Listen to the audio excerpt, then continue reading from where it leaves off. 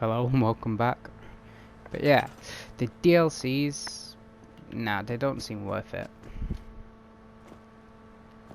There's just something bad about it. Like, you're paying extortionate monies for game content that I'm not trying to sound harsh or mean or anything like that, but half of the DLCs I've heard of and seen are quite questionable in, you know, money, you bang for your buck, really, as they say. And I'll happily sit here and tell you what games, any games that I think don't give you much bang for your money. But, there's also games that give you way more than what you normally expect from a DLC. Which I can live with that.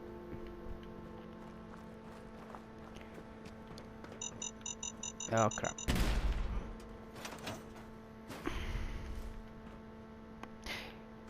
Oh, okay. But yeah, my latest one when it comes to DLC impasses has got to be the new game that's just been released, Paragon. See, it costs you nothing to download the game, but to play the game you must pay a minimum of £15 British. Which I was like, oh, I get to play this new game. This game might be pretty good. I'll get a try. Spent an eternity downloading the game, and then once the game was installed, I went to play on it, and it's like, oh, you need a founder's pack. I was, slightly like, okay, what's a founder's pack?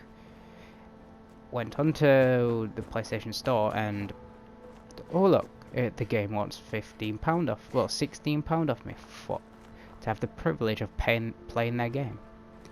But it said it was a free-to-play game. It's just small things like that, which ruin gaming in a way. Just due to fact of DLC freedom and such. Like, if you focus on a game that's going to be more pay to win than pay to play or pay to win, you're not really making a diverse crowd or anything. You're just basically saying, if you want to be good at this game, you have to pretty much sink dollar into the game, even though everyone else will be. So like, it's a vicious cycle. You see the guy who has the better weapons, the better cars, the better this, the better that. That guy paid for all this stuff. But how many times can you really say that you've pretty much bought I'd say buy a free-to-play game and not sank a single dollar into it. There we go. Nice doghouse for the dog. But yeah, a lot of games are like that, and it just pains me to see such things like that.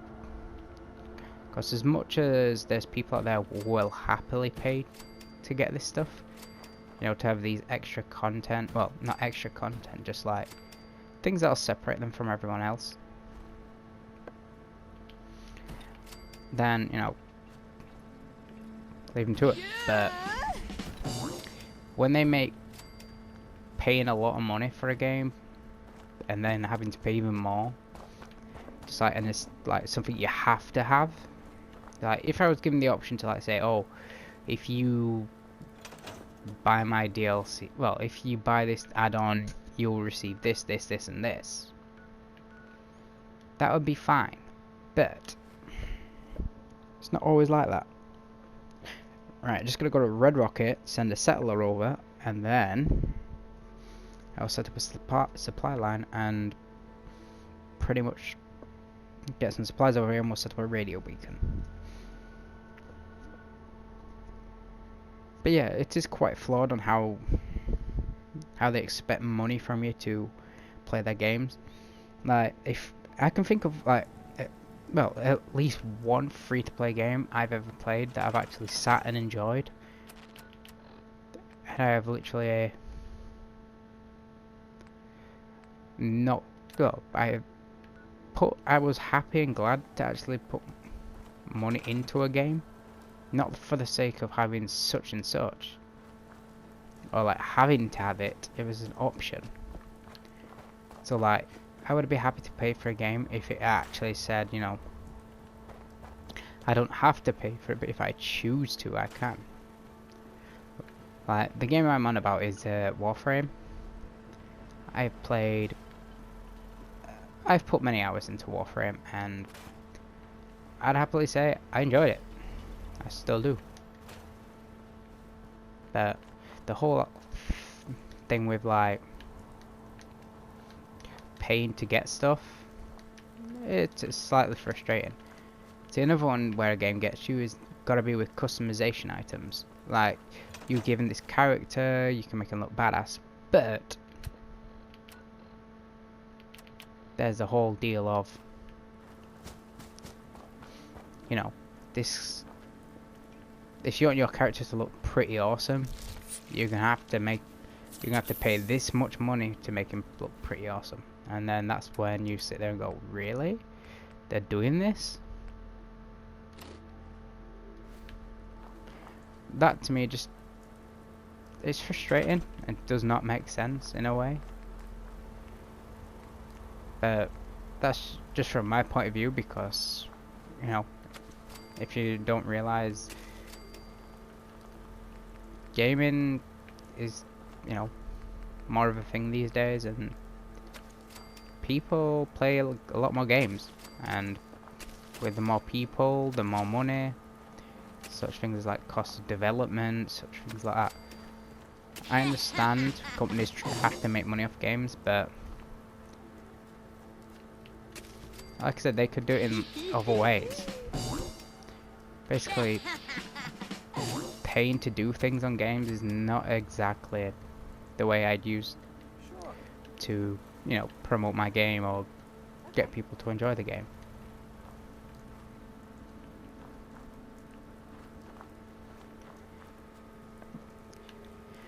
Like, I think Fallout 4 is going to be releasing something like that, like a mini add-on. But as much as I can bash on any game companies and such, Bethesda and Fallout series in general, I hold them in high regard just due to the fact of, with Fallout, when you pay for DLC, you get what you pay for. Like, I admit, I bought the season pass for this game the day I got the game, just due to the fact of I know what they do will be good. But I couldn't really say the same for a lot of game companies. A game I used to really enjoy was Call of Duty, but that sort of went out the window when it became futuristic and started adding more pay to win type stuff. Well, not, well, in a way pay to win. But, you know, things like that are just frustrating. And as I go back to Warframe, actually the game's free to play on PC, console, and I loved it, man. It was pretty cool.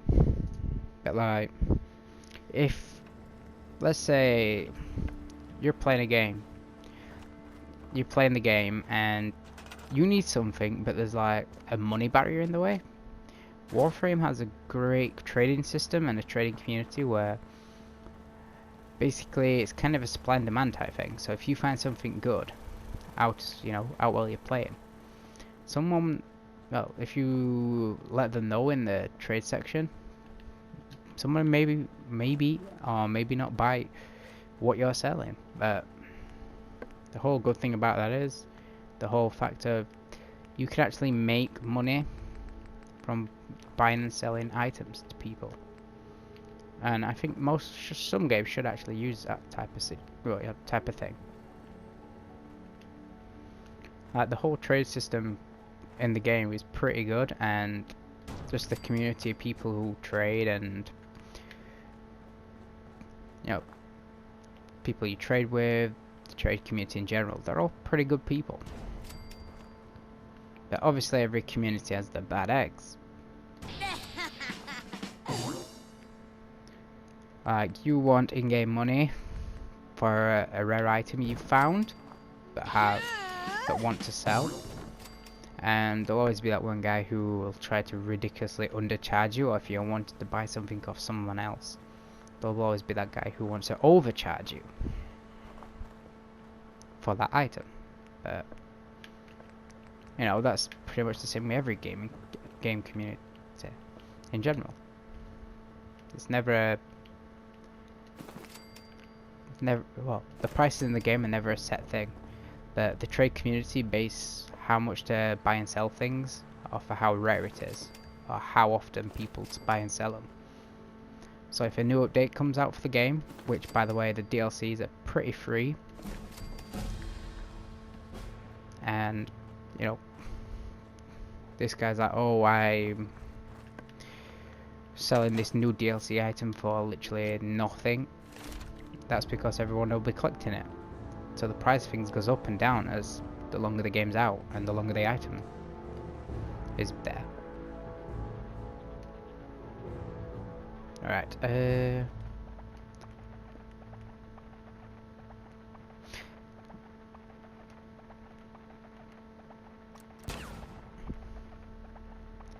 gotta go with the Idiot Savant because, you know, it's just gonna increase XP earned. Well, randomly XP earned. Did you you've changed? What the? You was a black and white dog a moment ago. I leave for 2 minutes and you change colour. Alright, I'm waiting for this one settler right now so I can actually set up supply lines. But what I'm going to do is kit out some of these buildings.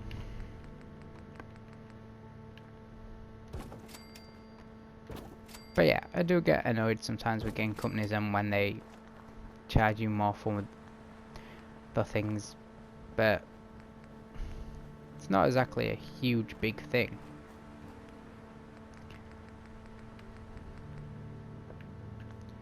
Alright, I'm gonna build a, right, that's a doorway, save the doorways to last, but yeah, I'm gonna build some sort of like generator room here. Just trust me, I had big plans for this place.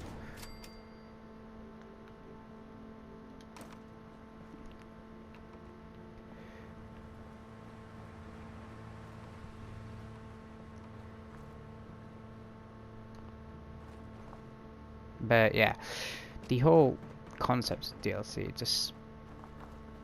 it just leaves a sour taste in my mouth.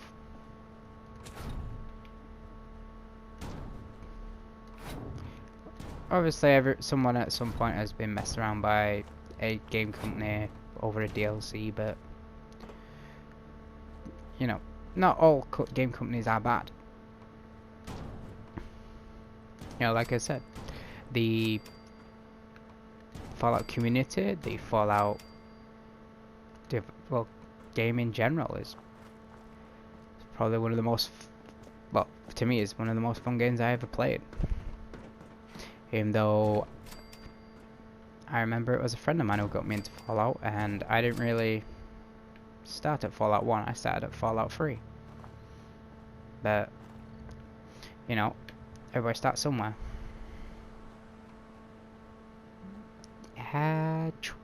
Nope.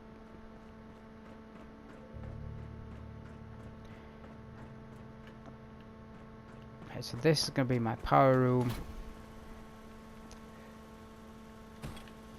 Don't worry, it's gonna get, there's gonna be more layers to it. Right, I'm gonna remove that one. Put a floor here.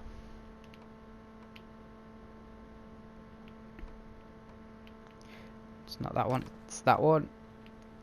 So we'll put a floor there.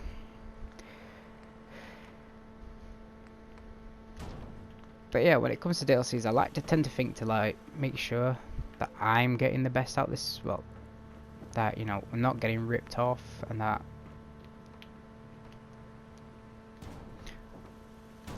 oh crap, I just chucked something out there.